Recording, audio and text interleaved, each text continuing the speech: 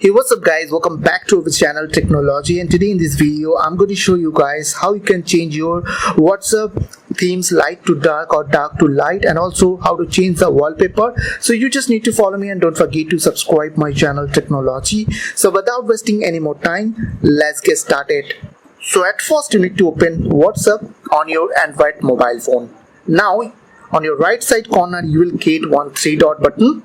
So click on that button and you will get this window. So now you have to click on the settings button, and under accounts you will get one option is called chats. As you can see, here is a chat. So click over there, and on the themes you will get two options over there, light and dark. So if you want to change your theme to dark, then you have to select dark and then click on OK. So now as you can see, it's showing on dark mode. So now if you want to change your wallpaper, like here's a wallpaper which I have already changed. So if you want to change like this, then just go to that three dot button on your right side corner and go to settings option over there once again, and go to chats, and under theme you will get one option is called wallpaper.